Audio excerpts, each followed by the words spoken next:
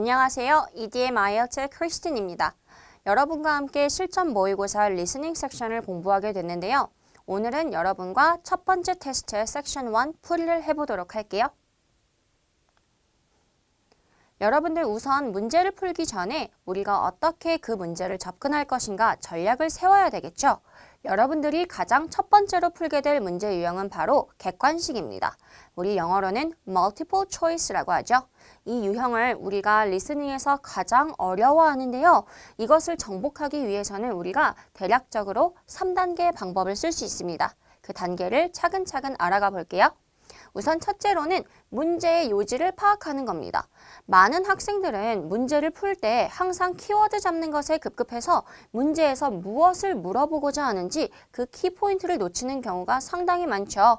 그래서 키워드를 잡더라도 혹은 음원을 듣더라도 오답을 선택하게 되는 경우가 빈번하게 있죠. 두 번째는 바로 여러분들이 맥락을 파악하고 정교하게 키워드를 잡는 것입니다. 그래서 키워드부터 잡는 것이 아니라 맥락 파악 후 키워드 잡는다. 2단계에서 하는 것이다. 라고 기억해 두시고요. 마지막으로는 음원이 흘러나오고 여러분들이 답을 선택해야 할 때에 무엇을 해야 되냐가 되겠는데요. 여러분들은 노트 테이킹을 하면서 문제를 푸셔야 돼요. 노트 테이킹을 어떻게 해야 하는지도 조금 이따가 자세히 살펴보도록 할게요. 그럼 이제 우리 차근차근 3단계를 어떻게 밟을 것인지 시뮬레이션 돌려보도록 할게요. 여러분들이 오늘 첫 번째로 풀게 될 1번 문제를 가지고 돌려볼 건데요. 우선 우리가 멀티플 초이스를 만나면 가장 먼저 해야 될 것은 맥락을 파악하는 것이죠. 이 문제에서 맥락은 On what date will the guest leave the hotel? 이에요. 며칠에 손님이 호텔을 떠날 것입니까? 인데 여러분들이 답으로 찾아와야 할 것은 뭐예요? 며칠이라는 날짜 정보죠. 그래서 이것을 기준으로 키워드를 잡으면 며칠에 떠나냐 이 정보를 여러분들이 추출할 수 있겠죠. 그 다음에 음원이 흘러나오고 시험장에서 문제를 푸는 여러분들은 뭘 하셔야 돼요? 노트 테이킹 하셔야 되겠죠. 노트 테이킹 할 때는 여러분들 한국어로 하는 것을 추천합니다. 그 이유는 뭐예요? 영어로 노트 테이킹 하면 내가 들리는 단어들, 즉 아는 단어들 위주로 적게 돼 있어요. 근데 이런 단어는 많은 학생들이 아는 단어이기 때문에 시험 주관사에서는 함정으로 종종 이용을 하죠. 그래서 내가 노트 테이킹을 성실히 했더라도 오답을 선택하는 경우가 종종 있기 때문에 한국어로 필기하면서 정확하게 노트 테이킹 하는 것이 훨씬 더 유리하겠죠.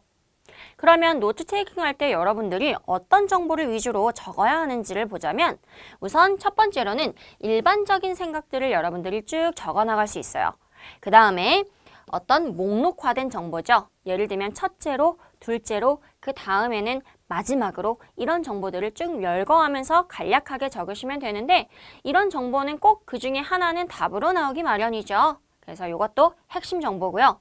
그리고 어떤 행위를 함에 있어서 이유, 그리고 목적, 그리고 때로는 변명거리들도 여러분들이 꼭 적어두셔야 돼요. 왜죠? 이런 것들 우리 답으로 나오는 경우 엄청나게 많이 볼 거예요. 그렇기 때문에 필수 정보라고 생각하고 꼭 적어둡니다. 그리고 마지막으로는 어떤 제안에 대한 수용, 그리고 거절에 대한 것들도 여러분들이 필기를 하셔야 되는데 한국어로 필기할 때는 여러분들이 축약형도 쓰시고 기호 쓰는 것도 특히 추천해요.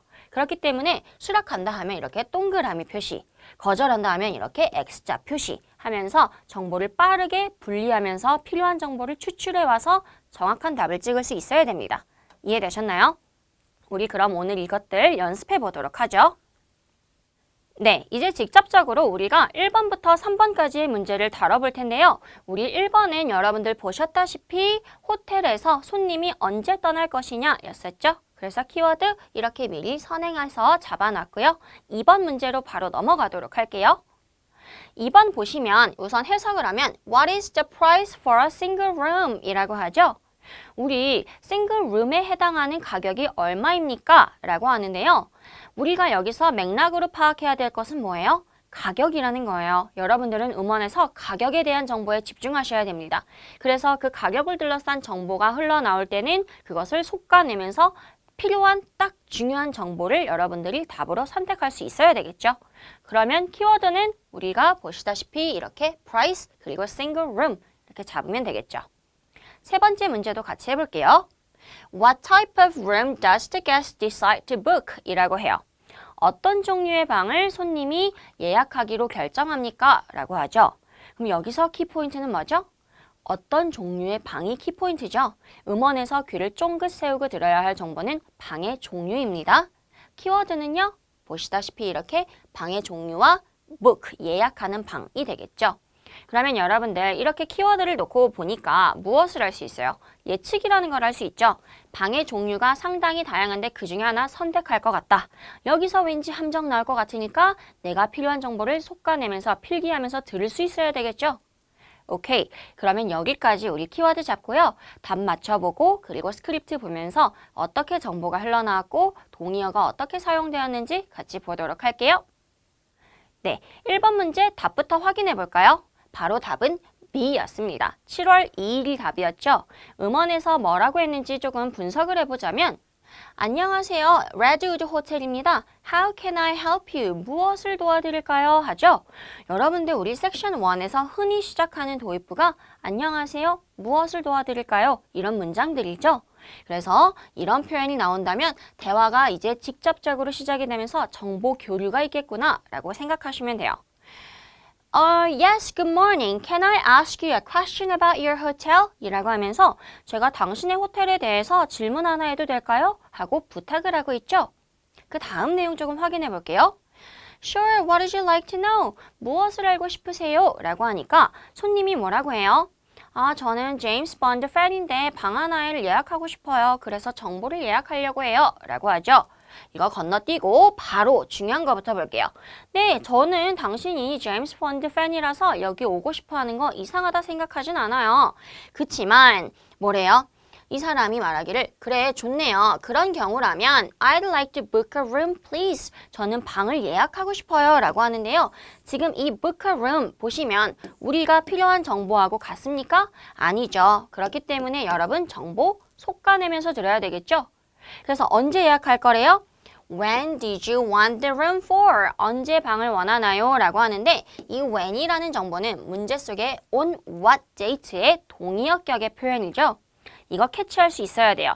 이제부터 날짜 얘기가 나오는데 우리 지금 해당 맥락에서는 언제 예약을 하고 싶냐에 대한 내용이기 때문에 정확한 날짜가 나오지 않겠죠. 여러분들이 필요한 날짜는 그 이후에 한 번 나올 거란 말이에요. 뭐래요? Arriving on. 그렇죠. 도착일이 6월 28일이다 해서 첫 번째로 나오는 숫자가 있어요. 그런데 우리 필요한 정보 leave이기 때문에 답이 아니죠. 그래서 옵션 A, 첫 번째 옵션에 보기에 등장함으로써 함정으로 작용을 하고 있죠. 근데 뭐래요? Leaving on, 떠날 겁니다. 바로 여기서 여러분들이 필요한 정보가 있죠. 그렇기 때문에 우리 문제 속에 leave the hotel의 동의어격의 표현이 매우 쉽게 처리되어 있다라는 걸 알 수 있겠죠. 그래서 답은 July 2nd다 라고 이렇게 파악할 수 있는데요. 여러분들 음원 들으면서 필기해야 된다라고 했었죠. 그렇기 때문에 6월 28일도 쓰여져 있고 여기에는 X자 이렇게 쳐져 있어야 될 거고요. 그리고 7월 2일에는 이렇게 동그라미 표시가 되어 있어야 될 겁니다. 이해되셨나요? 두 번째 문제 같이 풀어보죠. 우선 답은 바로 이렇게 옵션 D였습니다. 110불이 되겠는데요. 지금 보시면 숫자가 엄청나게 많죠. 근데 우리 이 문제의 요지는 뭐였어요? 가격을 찾아오는 거였죠. 그래서 가격 정보도 다양하게 나왔을 것 같은데 음원에서는 지금 보시면 방의 종류가 이렇게 3가지가 있어요 라고 해요. 그러면서 뭐라고 해요? 상대방이 저는 혼자 여행할 거예요. So I'd probably only need a single room 이라고 해서 이 3가지 방 중에 저는 single room만이 필요합니다 라고 하죠. 여러분들 문제에서 잡아놓은 키워드 똑같이 등장했어요. 이거 절대 놓치면 안 됐죠. 그 다음에 Is there much difference in price? 라고 하죠. 우리 문제의 price도 마찬가지로 똑같이 등장을 하고 있죠. 그래서 여러분들이 single room 그리고 price 들으면 그때부터 귀 쫑긋하고 숫자들을 준비해야 됩니다. 뭐라고 합니까? 직원이 single rooms are $110 a night 이라고 해요. 그래서 하룻밤 묵는데 110불이네요 라고 하죠. 지금 보시면 이 문제는 상당히 쉬운 문제예요. 그 이유는 뭐냐면 보통은 뭐 이렇게 하는 조건이라면 금액은 얼마고요. 당신이 원하는 그 조건에는 금액은 얼마예요. 해서 숫자 정보가 여러 개가 쏟아질 텐데 여기서는 single room, price 똑같이 동의어 사용하고 간략하게 110불이에요. 바로 정보를 알려주기 때문에 이 문제는 여러분들이 꼭 맞춰야 하는 문제가 됐었네요. 그죠? 매우 쉽게 여러분들이 풀 수 있는 문제였어요. 다들 정답 맞추셨나요? 오케이, 그러면 다음 문제 좀 보도록 할게요. 네, 3번에서는 우리가 손님이 결국에는 결정하는 방이 무엇이었냐 였었죠.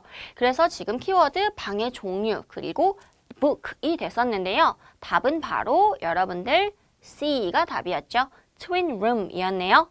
그래서 single room에 대한 가격을 물어봤지만 예약하는 방은 twin room. 음원에서는 여기 보니까 직원이 We do have a special offer 이라고 해요. 무슨 뜻이에요? 프로모션이 있다라는 거죠. 어떤 대상에 대해서요?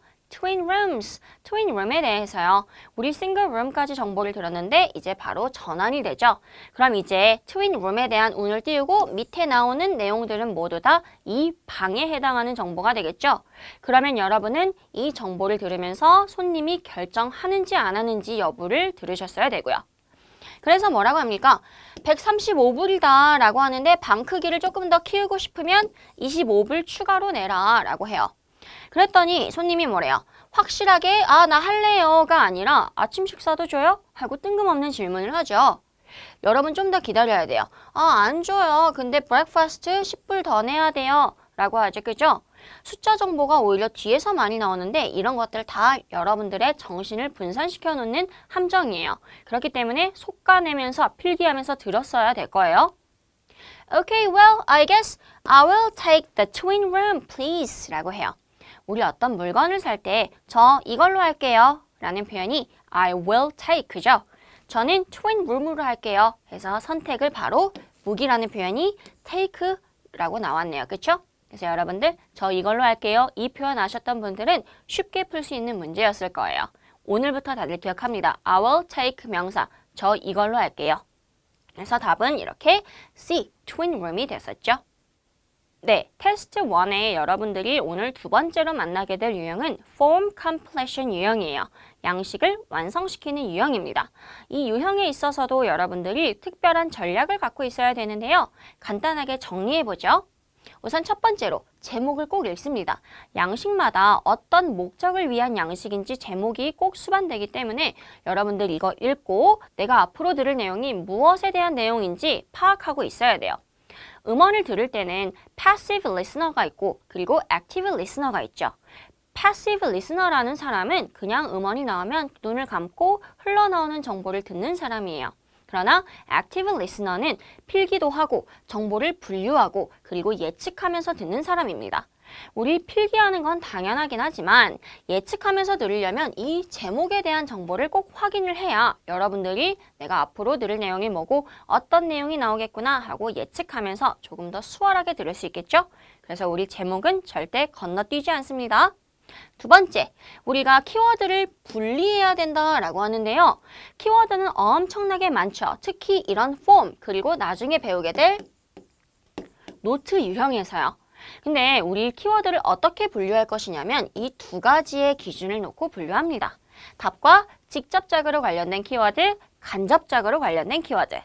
이것의 기준은요. 빈칸의 양 옆에 있으면 답과 직접적으로 관련된 키워드라 바로 동의어 처리돼서 음원에서 등장을 할 것입니다. 똑같은 단어가 나올 이유는 없죠. 왜? 똑같이 나오면 누구든지 다 이거 맞출 수 있어요. 근데 우리는 영어로 흘러나오는 내용을 파악하냐 못하냐 이것을 측정하는 게 리스닝 시험이기 때문에 똑같은 키워드를 주지 않았더라도 맥락이 일치할 때 중요한 정보를 뽑아와서 내가 정확한 답을 적을 수 있느냐가 목표가 되기 때문에 동의어 처리되는 거 당연하다라고 생각하시고 여러분들 다른 단어가 나오더라도 맥락을 맞춰보면서 답을 캐치할 수 있어야 돼요. 그 다음 답과 간접적으로 관련된 키워드는요. 간단하게 보면 빈칸이 없는 항목들을 말합니다. 이해되셨어요? 그래서 빈칸이 없는 항목은 크게 두 가지를 말할 수 있는데요. 두껍게 볼드체 처리되어 있는 대항목 그리고 빈칸이 없는 소항목 이런 것들을 우리가 답과 간접적으로 관련된 키워드라고 해요. 그래서 이 아이들은 그래도 고맙게도 음원에서 거의 그대로 등장합니다. 그래서 여러분들이 쉽게 활용할 수 있겠는데요. 제가 추천드리고 싶은 방법은 답과 간접적으로 관련된 키워드는 우리가 항상 음원의 어떤 부분을 듣고 있는지 알려주는 길잡이 역할을 하기 때문에 만약에 여러분들이 11번 잘 풀고 12번 내용 놓쳤어요. 그때 이제 멘붕 오는 게 아니라 12번 내용 딱 들었는데 모르겠다. 그러면 13번에 대한 키워드 거기 나오기 전에 답과 간접적으로 관련된 키워드가 등장할 거예요. 그럼 이거 캐치하고 과감하게 12번 버리고 13번에서 만회하는 겁니다. 이해됐나요? 그래서 여러분들 쭉 말려가면서 시험 망하지 않도록 도와주는 아주 고마운 존재라는 거 기억하시고요. 이런 것들을 우리가 영어로 타이밍 키워드 라고 부를 거예요. 그렇기 때문에 여러분들 제가 수업 시간에 이거에 대해서 TK입니다. 이렇게 부르면 답과 간접적으로 관련된 키워드를 말하는구나. 내가 음원의 어떤 부분을 듣고 있는지 알려주는 고마운 존재구나 하고 인식하고 있으면 됩니다. 아시겠나요? 그럼 마지막 볼게요. 답과 간접적인 키워드를 이용해서 흐름을 절대 놓치지 않는다가 되겠는데요. 때로는 폼이나 노트 유형을 풀 때 많은 학생들이 그래요.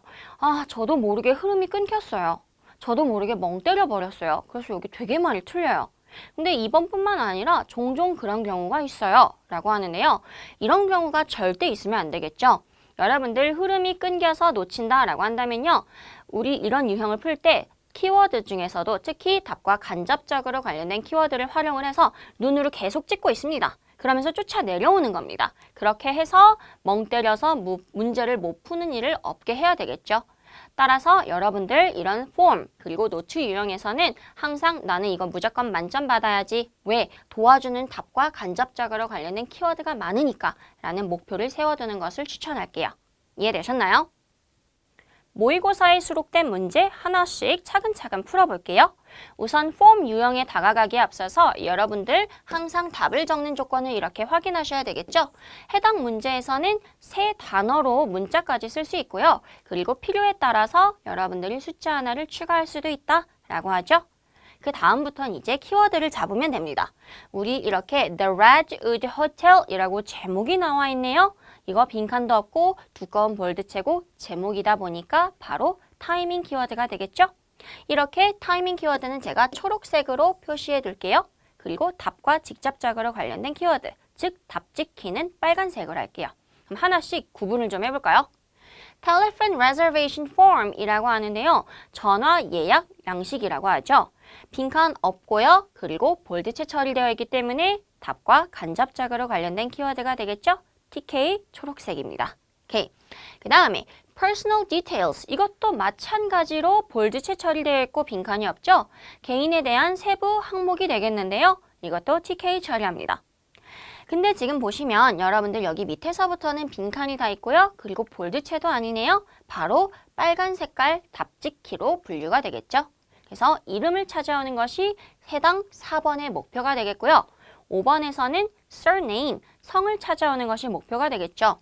그리고 이메일 같은 경우는 여러분들이 이 주소를 잘 듣고 여기에 소문자로 주소의 도메인이 뭔지 적어주셔야 될 거예요. 마지막으로 fun이니까 우리 여기서 숫자 문제가 나오겠구나가 되겠죠. 그래서 이렇게 예측을 하면서 들을 수 있어야 되는데요. 지금 보시다시피 저는 초록색과 빨간색을 사용을 하죠. 여러분들은 실제 시험장에 가면 이렇게 타이밍 키워드는 밑줄 치듯이 표시를 하고요. 그리고 답과 직접적으로 관련된 키워드는 동그라미 이런 식으로 기호를 분류해 가면서 사용하면 훨씬 더 눈에 시각적으로 좀 더 다르게 들어오겠죠. 그래서 이렇게 기호 다르게 사용하는 것도 추천해 드릴게요. 조금 더 뒤로 가죠. 다음 보시면 이제 8번이 이어지고 있는데요. 여러분들 또 다른 항목이 나오고 있네요. Credit Card Details, 그쵸? 근데 빈칸도 없고 볼드체니까 TK, 그쵸? 그래서 여기서는 카드에 대한 정보가 쭉 흘러나오겠구나 하고 여러분들이 눈치채고 있어야 되겠죠. 그 다음 보니까 카드의 유형을 선택해라 라는 문제가 있어요. 이렇게 카드가 3가지가 있고 그 중에 바로 무엇이 답이 될지 여러분이 골라내셔야 되겠죠. 다음 number이라고 해요. 카드 번호를 적어와라가 되겠죠. 근데 왜 넘버만 보고도 제가 카드 번호 적는 건지 알아요? 해당 카테고리는 바로 지금 신용카드에 대한 정보이기 때문에 신용카드 번호가 될 수밖에 없겠죠. 그래서 이런 내용들을 염두하고 들으셔야 돼요. 그리고 49537197이라는 정보가 흘러나오고 나서야 여러분들이 필요한 네 자리 숫자가 등장하는 것도 기억을 하셔야 돼요. 그래서 음원에서 차근차근 불러줄 것이기 때문에 여러분들 정보가 흘러가는 거 잘 따라가고 있어야 돼요. 마지막, date of expiry라고 해서 만료 기한을 말하죠. 지금 보니까 date라는 것은 날짜 적어오는 거구나 하고 알 수 있겠죠. 그리고 보기에서도 이렇게 2021이라는 연도가 있기 때문에 날짜 적는 게 내가 해야 하는 거구나가 되겠어요. 그래서 이렇게 여러분들 빨간색 답지 키들을 보면서 예측하면서 듣는 것도 꼭 훈련을 하셔야 되겠어요. 아시겠나요? 그럼 이제 차근차근 4번부터 해설을 하도록 할게요. 우리가 4번에서는 찾아와야 하는 정보가 바로 이름이었죠. 그래서 답을 기입할 때 여러분들 보시다시피 이렇게 B의 대문자 처리 꼭 하셨어야 돼요. 만약에 안 하셨다 하면 이거 오답입니다. 왜? 맞춤법이 틀린 거니까요. 이거 다들 주의하셔야 돼요. 그러면 음원에서는 Okay, could I have your full name please? 라고 해요. full name이라는 건 이름과 성 두 개 다 말해달라라는 거죠. 여러분이 필요한 건 뭐라고요? 4번에서는 이름만 필요합니다. 정보 걸러서 들었어야 돼요. 뭐라고 합니까? It's Barry Teasdale 이라고 하는데요. 뭐라고 해요? Barry with two R's 라고 하죠. 그래서 Barry에 R이 두 개가 들어갑니다 라고 하죠. 여러분이 필요한 정보가 이렇게 흘러나왔고요. 그 다음에 바로 연이어서 5번에 대한 정보가 흘러나오는데 답을 빠르게 확인하면 Teasdale이었죠. 이것도 마찬가지로 이름이기 때문에 대문자 처리하는 거 필수였어요. 그리고 정보가 연이어 등장하기 때문에 스크립트 보시면 상대방이 물어보죠. And do you spell? 이라고 하는데요. 스펠링 하나씩 차근차근 불러주세요의 사인이에요. 꼭 알아두세요. 혹은 우리가 여기에 How do you spell? 이라는 표현도 쓰기 때문에 두 가지 다 알아두시면 좋습니다. Do you spell Teasdale? T or T-double-E 라고 하죠. 그래서 스펠링 물어보는데 상대방이 뭐라고 하는지 끝까지 들어줘야죠.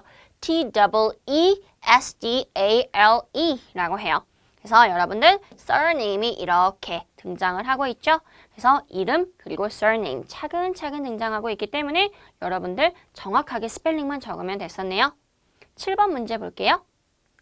네, 7번 문제에서는 여러분이 찾아와야 하는 건 이메일에 대한 정보였죠. 이메일 적을 때 주의할 점은 여러분들 이렇게 보시다시피 소문자로 적고 숫자가 나온다 하면 바로 옆에 붙여서 적어주시면 돼요. 음원에서 뭐라고 했는지 볼게요. 음원에서 상대방이 고마워요. 이제 당신에 대한 좀 자세한 정보를 물어보도록 하죠. 라고 하면서 Do you have an email address? 라고 해요. 이메일 주소 혹시 하나 있을까요? 하고 물어보죠. 우리가 잡아놓은 답지키는 바로 이메일이었고 여기서는 조금 더 구체적으로 이메일 address라고 하죠. 여러분들 이거 쉽게 캐치할 수 있었을 거예요. 그랬더니 고객이 뭐라고 합니까? It's bazaar64hotmail.com 이라고 하죠. 이렇게 우리 이메일 주소를 말할 때 골뱅이는 영어로 at이라고 하고요. 그리고 이 점은 우리 영어로 dot라고 하죠. 그래서 이거 주의하시고 That's BAZZA64 at hotmail.com 이라고 해요. 정보가 이렇게 빠르게 흘러갔을 텐데 여러분들이 그래도 쉽게 캐치할 수 있는 정보였죠. 우리 이 섹션 1에서는 숫자, 이름, 그리고 주소와 관련된 정보는 무조건 맞아야 하는 문제예요. 그래서 많은 훈련을 통해서 이러한 정보들이 나오면 꼭 캐치하시고 시험장에 가서 무조건 요거는 맞는 겁니다. 아시겠죠? 이제 우리 같이 7번 문제 풀어보도록 할게요. 7번에서는 전화번호를 적어오는 게 미션이었죠. 전화번호 숫자가 조금 길긴 했지만 그래도 여러분들 잘 적었을 것 같은데요. 지금 보시면 이렇게 반복되는 숫자는 우리 스크립트에서 보통 double two라고 말을 이야기 많이 하죠. 이거 주의하셨을 거고요. 그 다음에 음원에서는 Thank you and can I have your phone number 이라고 하죠. 그래서 지금 답지키와 똑같이 키워드가 등장을 하는 아주 쉬운 경우가 있는데요. Home, work or mobile 어떤 종류의 전화도 좋아요. 뭐 아무거나 말해주세요 라고 하죠. It's probably best to give you my work number 이라고 하는데요. 뭐 직장 번호 알려드리죠? 하는데 여러분이 필요한 정보는 직장 번호라는 게 필요해요? 아니요. 숫자가 필요한 거기 때문에 이거 속가내고 들으면서 바로 눈치채야죠. 아, 직장 번호 줄 거고요. 숫자는 바로 이것입니다. 해서 여러분들 쭉쭉쭉쭉 적어올 수 있어야 돼요. 그리고 이렇게 겹쳐져 있는 숫자가 double two라고 등장하는 것도 여러분들 익숙해져 있어야 할 것이고 정확하게 들어왔어야 될 거예요. 그래서 숫자 문제를 틀린다 하면 집중적으로 훈련해서 이것도 무조건 정복해야 됩니다. 아시겠죠? 8번 문제에서는 어떤 종류의 카드로 결제를 할 것인지 선택하는 게 답이었죠. 우리 답은 바로 비자 카드였습니다. 음원에서 호텔 직원과 손님이 어떤 대화를 하는지 같이 보실까요? 지금 보면 호텔 직원이 저는 당신의 카드 정보가 필요해요 라고 정보를 요청하죠. 이게 바로 우리가 찾아놓은 카드 타입, 답지키의 동의어격의 표현이었죠. 답지키는 그대로 나오지 않는다는 거 꼭 기억하고 있어야 되겠어요. 그리고서 이제 직원이 설명해요. 혹시라도 예약하고 안 나타날까 봐 우리가 비자 카드 정보 기입해 놓습니다 라고 상황을 설명해 주고 난 뒤 손님이 That sounds fair enough. 아, 뭐 그렇게 하는 거 합리적이긴 하네요. 뭐 저도 이해는 돼요. 라고 답변을 하죠.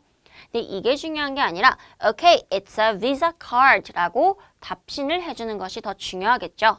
그래서 비자 카드가 답이다 라는 거 이렇게 쉽게 캐치할 수 있었던 문제였어요. 그래서 여기서는 여러분들이 찾아놓은 답지키와 그리고 답과의 사이에 또 다른 엑스트라 정보가 있긴 하지만 이것들을 솎아낸다면 여러분들이 키워드에 의존하면서 쉽게 풀 수 있는 문제였어요. 이해되셨나요? 이제 9번 문제 같이 풀어보도록 할게요. 9번에서는 여러분들이 카드 번호를 풀어오는 거였죠? 근데 여기서 주의할 것은 바로 우리가 찾아오는 답 앞에 8자리의 숫자가 있기 때문에 차근차근 숫자 정보가 흘러나오는 것을 쫓아왔어야 했어요. 답을 확인해보면 답은 9859였습니다.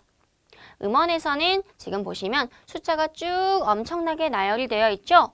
그리고서 숫자라는 걸 알려주기 위해 number이라는 표현을 똑같이 언급하고 있어요. 그래서 여러분들 이거 키워드 찍고 바로 흘러나오는 정보들 쭉쭉 따라가면서 숫자 기입하면 됐었네요.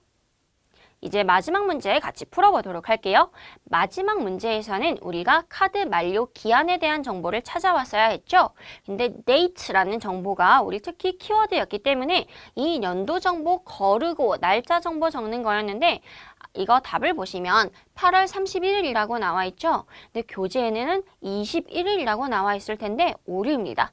8월의 마지막 날이니까 우리 답 이렇게 찍어야 될 거고요. 음원에서 뭐라고 했기에 과연 답이 8월 31일인지 같이 볼게요. Thanks, and is the name just the same? 이름은 똑같아요. 네, 카드 소유한 사람 이름 Barry Tisdale이고요. 그리고서 이제 나와요. in 그리고 정보가 이어지죠. What's the expiry date on the card? 라고 해서 카드에 적혀있는 만료기한은 언제예요? 라고 하는데 우리 지금 보시면 date of expiry 그리고 expiry date 이렇게 보고 있죠. 그렇죠? 흔한 동의어 처리예요. 명사 플러스 명사라고 한다면 이것을 전환해서 명사 이렇게 가죠. 그리고 명사 사이에 of를 배치시켜 줍니다. 이해되셨어요? 그래서 이거 아주 쉬운 동의어 처리였죠. It expires at the end of August 라고 하는데요. 8월의 마지막 날에 만료가 됩니다 라고 해요. 마지막 날은 31일이기 때문에 이렇게 여러분들이 답을 적어주셨어야 되고요. 그리고 여러분들 여기서 주의할 거 31일일 때 우리 문자 하나 숫자 하나 쓰는 거라서 여러분들 더 길게 쓸 필요 없으니까 이런 부분들은 더 괜히 갖다 붙이거나 하시면 안 돼요. 귀에 들리는 그대로 쓰셔야 됩니다. 아시겠나요? Alright, this is all for today. 여러분들 오늘 테스트 1의 section 1 하나 같이 풀었는데요. 멀티플 유형과 form completion 유형을 다뤘죠. 이 두 가지 유형에 대한 전략 연습하시고 우린 다음 수업 시간에 만나 뵙도록 할게요. 수고하셨습니다.